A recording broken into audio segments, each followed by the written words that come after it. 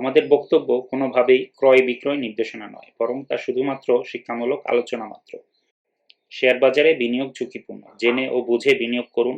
Social media কিংবা অন্য কোনো অসমর্থিত সূত্র থেকে প্রাপ্ত তথ্যের উপর ভিত্তি করে বিনিয়োগ করা থেকে বিরত থাকুন। আসসালামু আলাইকুম। বেশ লম্বা একটা বিরতির পর আবার আপনাদের সামনে হাজির হলাম নতুন একটি স্ক্রিপ্টের অ্যানালাইসিস নিয়ে। আজকে আমাদের আলোচিত কোম্পানিটির নাম হলো বেক্সিমকো ফার্মাসিউটিক্যালস লিমিটেড।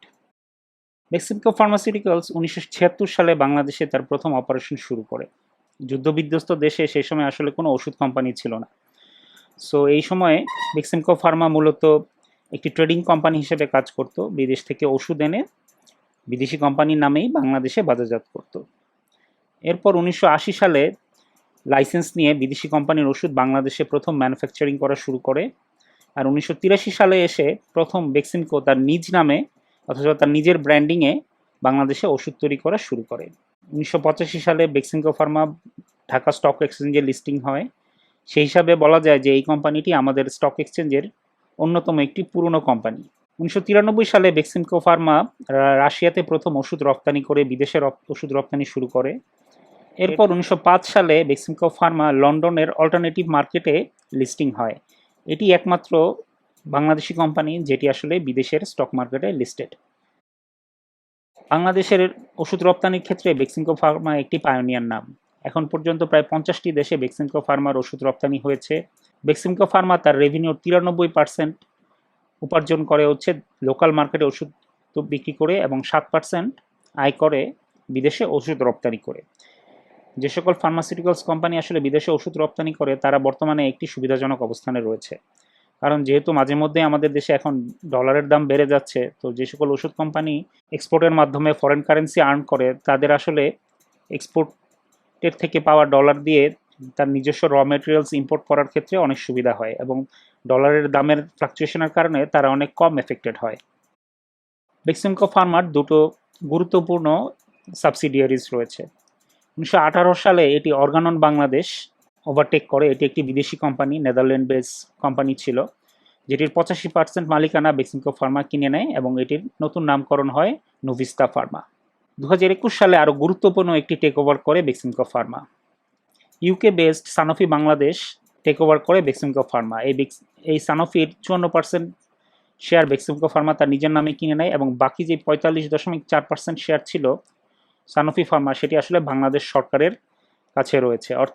অর্থাৎ আমরা বলতে পারি বেক্সিমকো ফার্মার একটি সাবসিডিয়ারি কোম্পানি রয়েছে যেখানে আসলে তার প্রায় অর্ধেক মালিকানা রয়েছে সরকারের কাছে। 2022-23 সালে বেক্সিমকো ফার্মার নেট সেল ছিল প্রায় 3,900 কোটি টাকা, যার মধ্যে প্রায় 3,650 কোটি টাকার ওষুধ সে স্থানীয় বাজারে বিক্রি করেছে এবং 276 কোটি টাকার ওষুধ বিদেশে রপ্তানি করেছে।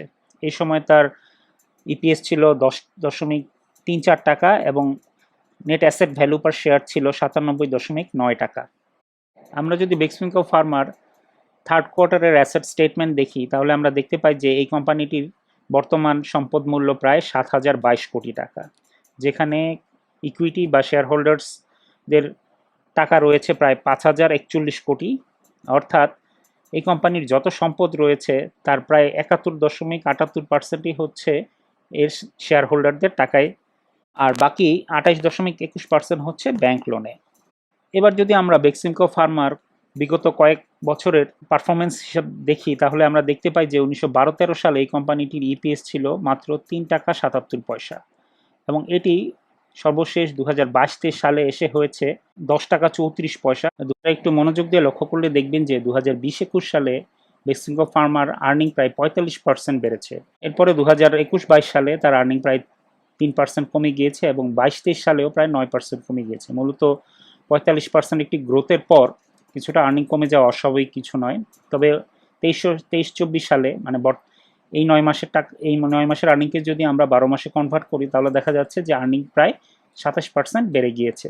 এবার যদি আমরা কোম্পানিটির প্রথম 5 বছরের আর্নিং গ্রোথ হিসেব করি তাহলে তার সিএজিআর হচ্ছে প্রায় 13.93%, আর শেষ 5 বছরের সিএজিআর হচ্ছে 12.3%। 10 বছরের ডেটা যদি আমরা গ্রোথ হিসাব করি তাহলে তার গ্রোথ হচ্ছে প্রায় 11.85%। সুতরাং আমরা যদি ধরে নিই যে বেক্সিমকো ফার্মা আগামী 3 বছর গড়ে 12% করে গ্রো করবে, তাহলে 2024-25 সালে এস্টিমেট করা যাচ্ছে যে বেক্সিমকো ফার্মার ইপিএস হতে পারে প্রায় 14.5 টাকা, 25-26 সালে 16 টাকা, আর 26-27 সালে প্রায় 18 টাকা। এবার আসি কোম্পানিটির মার্কেট বেস ভ্যালুয়েশনের ক্ষেত্রে। সর্বশেষ 30শে আগস্ট কোম্পানিটির ক্লোজিং প্রাইস ছিল 76 টাকা 2 পয়সা, এবং গত বছর কোম্পানিটি ডিভিডেন্ড দিয়েছিল প্রায় 3.5 টাকা। সেই হিসাবে এটির ইল্ড এখন 4 টাকা 59 পয়সা। মার্কেট পি 5.8, এটি খুবই কম। ফরওয়ার্ড ইপিএস হচ্ছে 12 টাকা 97 পয়সা, এবং এনভিপিএস হচ্ছে 104 টাকা, আর আরওই হচ্ছে 12.47। এবার যদি আমরা ভ্যালুয়েশনে চলে যাই, বর্তমানে মার্কেটের পি হচ্ছে 12, সেই হিসাবে বেক্সিমকো ফার্মার আর্নিং হতে পারে 155 টাকা 61 পয়সা। ফার্মাসিউটিক্যাল সেক্টরের পি হচ্ছে 13.29, সেই হিসাবে বেক্সিমকো ফার্মার ইন্ট্রানজিক ভ্যালু হতে পারে 172 টাকা। যদি আমরা বেঞ্জামিন গ্রাহাম নাম্বার ভ্যালুয়েশন হতে পারে 174 টাকা। বেঞ্জামিন গ্রাহাম ফর্মুলা 12% গ্রোথ আর 12.5% ইল্ড ধরে, বন্ডের ইল্ড ধরে যদি আমরা হিসেব করি, তাহলে এর দাম হতে পারে 148 টাকা। আর পিইজি রেশিও ওয়াইজ বর্তমানে এটির পিইজি রেশিও হচ্ছে 0.5, কিন্তু এটি হচ্ছে 1 পর্যন্ত হতে পারে। তো সেই হিসাবে পিইজি রেশিও 1 হলে কোম্পানিটির ফিউচার প্রাইসিং হতে পারে 155 টাকা। আর যদি পিইজিওয়াই রেশিও হিসেব করি, তাহলে বর্তমানে এই কোম্পানিটির পিইজিওয়াই রেশিও হচ্ছে 0.36, যেটি 1 পর্যন্ত হলে কোম্পানিটির ফিউচার প্রাইসিং হতে পারে 215 টাকা। এখন এই সবগুলো কিন্তু হচ্ছে আমাদের একটি প্রাইস প্রেডিকশন বা প্রাইস এস্টিমেশন, মার্কেটের বিভিন্ন প্যারামিটার এবং ভ্যালুয়েশন ধরে। সো এগুলোর যদি আমরা গড় করি, তাহলে আমরা দেখতে পারি যে এটির গড় দাম ইন ফিউচার প্রাইস হতে পারে 170 টাকা। সো যদি আমরা ডিসকাউন্টিং ফ্যাক্টর চিন্তা করি, কোম্পানিটি প্রায় 55% ডিসকাউন্টে রয়েছে। এবার আসুন টেকনিক্যাল চার্টে, তাহলে আমরা দেখব যে এখন বর্তমানে যে দামটি আমরা দেখতেছি 76 টাকা, এই দামে প্রিভিয়াসলি বেক্সিমকো ফার্মা ট্রেড হয়েছে 2010 সালে, যে সময় আসলে তার ইপিএস ছিল 2.5 থেকে 3 টাকার মতো। আর সর্বশেষ 1916 সালে এটি এই দামে ছিল, যে সময় তার ইপিএস ছিল আসলে প্রায় 4 টাকার মতো। সো এখন হচ্ছে বেক্সিমকো ফার্মার এই বছরের এক্সপেক্টেড ইপিএস হচ্ছে প্রায় 13 টাকার কাছাকাছি, বাট দাম কিন্তু সেই 76 টাকায় নেমে এসছে। সো আমরা যদি এটার একটা লং টার্ম ট্রেন্ড লাইনটা দেখি, যেটাকে আমরা সাপোর্ট হিসাবে চিন্তা করতে পারি, নিচের যে ব্লু লাইনটা অঙ্কন করেছি, সেটাকে যদি আমরা দেখি, যে তাহলে আমরা দেখতে পারি যে এইটা বর্তমানে কিছুটা নিচে রয়েছে বর্তমান প্রাইস থেকে, প্রায় 60 টাকার কাছাকাছি। সো আমাদের টেকনিক্যাল হিসেবে রিস্কিং ফ্যাক্টর হচ্ছে বর্তমানে, যেটা হয়তো যদি এখন যেই নেগেটিভ ইমোশনের কারণে লোকজন এটাকে সেল অফ করতেছে, সো হয়তো আরও 10 টাকা কমে নিচে নেমে যেতে পারে। এটা হচ্ছে আমাদের রিস্ক ফ্যাক্টর। বাট যদি আমরা এর পজিটিভ ফ্যাক্টরটা চিন্তা করি, যে আমাদের এখানে গেইনিং ফ্যাক্টর কী হতে পারে, আমাদের প্রফিটিং টার্গেটগুলো কীরকম হতে পারে, তো সেই হিসেবে যদি আমরা দেখি যে কোম্পানিটি সর্বশেষ হচ্ছে তার টপ প্রায় 250 টাকা থেকে এখন 76 টাকায় নেমে এসছে, এবং এটি মোটামুটি একটি এবিসি প্যাটার্নে নেমে এসছে, যেটার এ ওয়েবের সর্বশেষ প্রাইসটা ছিল হচ্ছে 140 টাকা, এবং বি ওয়েবের সর্বোচ্চ ছিল হচ্ছে 194 টাকা। সো এখান থেকে যদি বর্তমানে এই সাপোর্ট জোন থেকে, অথবা বর্তমান যে অবস্থায় আছে এখান থেকে যদি তার স্টকটি যদি কাম ব্যাক করে, তাহলে খুব সম্ভাবনা আছে যে এটি এর এই যে বি যে জোনটা 140 থেকে 195 যে জোনটা, এই জোনের কোনো এক জায়গায় আসার সম্ভাবনা আছে। সো এটা যেহেতু অনেক বড় একটা রেঞ্জ, 140 থেকে 195, বেশ বড় একটা রেঞ্জ। এই রেঞ্জটাকে আমরা একটু ডিটেলস দেখি।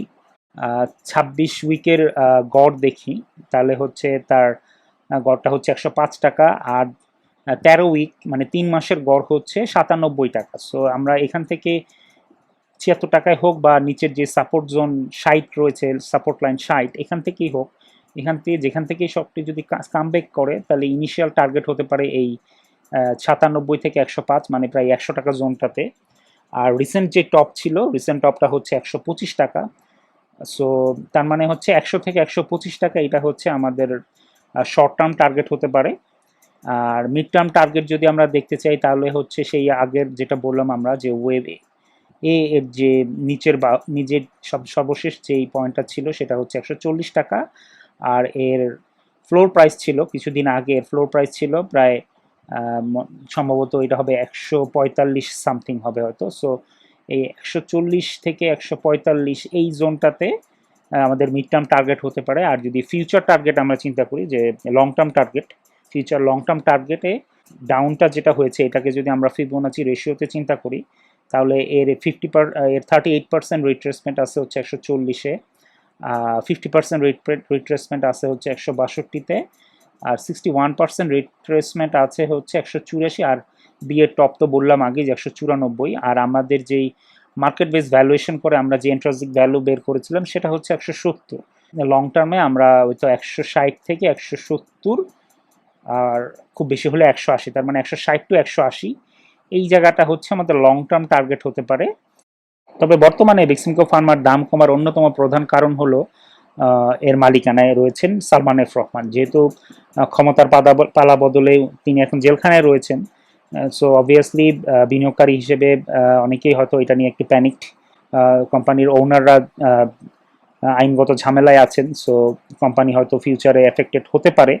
বাট আমার চিন্তা ভাবনা হলো এখানে, বা আমার টেক হলো এখানে, যে বেক্সিমকো ফার্মা কিন্তু খুবই পুরনো একটি কোম্পানি, প্রায় 1980, 84, 85 সাল থেকেই ব্যবসা করছে এরা, এবং বিভিন্ন গভর্নমেন্টের আমলেই কিন্তু এরা ব্যবসা করে আসছে, এবং এরা কিন্তু বাংলাদেশের টপ 3 ওষুধ কোম্পানির একটি। এবং গত বছর বেক্সিমকো ফার্মার সেলস ছিল প্রায় 3,900 কোটি টাকা, এবং এখানে প্রায় 4,000 এমপ্লয়ি কাজ করে, এবং গত বছর সরকারকে ভ্যাট এবং ট্যাক্সের মাধ্যমে এই কোম্পানিটি প্রায় 150 কোটি টাকা দিয়েছে। সো এরকম একটা লাভজনক ব্যবসা এবং গভর্নমেন্টকে ট্যাক্স পেইং একটি কোম্পানিকে হুটহাট বন্ধ করে দেওয়ার মনে হয় না খুব বেশি একটা সুযোগ আছে। তাছাড়া যেহেতু ওষুধ একটি অত্যাবশ্যকীয় পণ্য, বেক্সিমকো ফার্মা প্রায় 300 রকমের ওষুধ তৈরি করে, সো হুট করে এটিকে যদি বন্ধ করে দেওয়া হয় তাহলে কিন্তু বাজারে কিন্তু একটা ওষুধের ক্রাইসিস তৈরি হয়ে যাবে। সো আমার ধারণা যে এই ধরনের হুটহাট বন্ধ করে দেওয়ার মতো খুব বেশি কিছু একটা হবে না, কোম্পানিটাকে তার মতো ব্যবসা করতে দেওয়া হবে। এবং আমরা যদি এর শেয়ার হোল্ডিং পার্সেন্টেজগুলোতে দেখি, সালমান এফ রহমানের শেয়ার রয়েছে প্রায় প্রায় 90 লাখ, 91 লাখ বলা যায়, 90,80,000 শেয়ার রয়েছে, ব্যক্তিগতভাবে শেয়ার রয়েছে 90,80,000, যেটা হচ্ছে তার টোটাল শেয়ারের মাত্র 2%। আর সালমান এফ রহমানের ভাইয়ের শেয়ারও প্রায় এইরকম 2%। সো ব্যক্তিগতভাবে এই দুইজনের শেয়ার সংখ্যা কিন্তু খুবই কম। বাকি শেয়ার কিন্তু রয়েছে বেক্সিমকোর অন্যান্য যেই বেক্সিমকো গ্রুপের অন্যান্য যে কোম্পানিগুলো রয়েছে তাদের কাছে। As a company Beximco Pharma আমার মনে হয় যে তারা অন্যান্য যারা পরিচালনা পরিষদে যারা রয়েছেন সালমান এফ রহমান ছাড়া, বাকিরা কিন্তু তাদের কিন্তু কোনো আইনি সমস্যায় তারা নেই, সো তাদের ব্যবসাটা কিন্তু তারা চালাতে পারবে। আর সালমান এফ রহমান যেহেতু অনেকদিন ধরেই সরকারের বেসরকারি উপদেষ্টা ছিলেন, সো উনি কিন্তু কোম্পানির ডে টু ডে অ্যাক্টিভিটিতে ছিলেন না, এবং আমরা কিন্তু ইতিমধ্যে লন্ডন স্টক এক্সচেঞ্জের একটি কোয়েরির মাধ্যমে জানতে পারছি যে বেক্সিমকোর ডে টু ডে অ্যাক্টিভিটিতে বা তার বিজনেস ডিসিশন যেগুলো ডে টু ডে অপারেশনসের জন্য লাগে, সেখানে কিন্তু সালমান এফ রহমানের তেমন কোনো ইনভলভমেন্ট নাই। তাদের ম্যানেজিং ডিরেক্টর বা চেয়ারম্যান যারা রয়েছেন বা অন্যান্য ডিপার্টমেন্টের হেড যারা রয়েছেন, তারা আমার ধারণা যে ব্যবসাটাকে কিন্তু চালিয়ে নিতে পারবে। এবং বর্তমানে যেই বিনিয়োগকারীরা যেই ধরেন একটু চিন্তায় রয়েছেন যে বেক্সিমকোর ভবিষ্যৎ কি হবে, সেই ক্ষেত্রে আমি আমাদের বর্তমান গভর্নরের কিছু কথা শেয়ার করতে পারি আপনাদের সাথে। রিসেন্টলি তিনি কিন্তু বলেছেন যে যেসব কোম্পানি, বিশেষ করে উনি এসালম গ্রুপের নাম নিয়েই বলেছেন যে যেসব কোম্পানির অনেক বেশি ব্যাংক লোন রয়েছে এবং তারা বিদেশে টাকা পাচার করেছে, তাদের যদি দেশের যেসব সম্পদ শেয়ার রয়েছে, সরকার প্রয়োজনে সেগুলো টেক ওভার করবে এবং সেগুলো দরকার হলে বিক্রি করে ব্যাংক লোন শোধ করা হবে। সো যদি সালমান সাহেব দোষী প্রমাণিত হয় এবং উনি যদি ওনার ব্যাংক লোন শোধ করতে না পারেন, তাহলে ওনার যে 2% শেয়ার বা অন্যান্য শেয়ার যেগুলো রয়েছে সেগুলো সরকার টেক ওভার করবে, এবং প্রয়োজন হলে এগুলো অন্য কোনো ব্যবসায়ীর কাছে হাত বল হতে পারে। But as a company Beximco খুবই ভালো একটি কোম্পানি, আমাদের ওষুধ মার্কেটের বলতে পারেন যে টপ 3 কোম্পানির একটি। আইদার বেক্সিমকো গ্রুপের আন্ডারে হোক বা অন্য কোনো গ্রুপের কাছে গিয়ে হোক অথবা সরকারের কাছে গিয়ে হোক, ব্যবসাটা আসলে চলবে। এবং বিনিয়োগকারীরা যখন এই ব্যাপারে আরও বেশি নিশ্চয়তা পাবে এবং এই ডেভেলপমেন্টগুলো যখন হতে থাকবে, তখন আমার ধারণা যে বিনিয়োগকারীদের যে ভয় এখন কাজ করছে এটা অনেকটাই কমে যাবে, এবং যে ভয়ের কারণে আসলে শেয়ারটা এরকম 100-120 রেঞ্জ থেকে ফল করে 76 টাকায় চলে এসছে। আমার ধারণা গ্র্যাজুয়ালি সময় গেলে এইটার কিন্তু একটা উন্নতি আশা করা যায়। So as a investment opportunity হিসেবে এটা কিছুটা রিস্কি অবশ্যই, যেহেতু একটা আনসার্টিনিটি রয়েছে, এবং এই হুজুগেই কিন্তু শেয়ারের দামগুলো পড়েছে। বাট আমাদের যেটা মনে রাখতে হবে, যেসব হুজুগের মধ্যে কিন্তু অনেক সময় সুযোগ তৈরি হয়। সো যারা একটু ক্যালকুলেটিভ রিস্ক নিতে পছন্দ করেন, তারা কোম্পানিটির ইন আউটস যাচাই করে আমার মনে হয় এটিকে একটি সুযোগ হিসেবে চিন্তা করতে পারে। আশা করি আজকের উপস্থাপনা আপনাদের ভালো লেগেছে।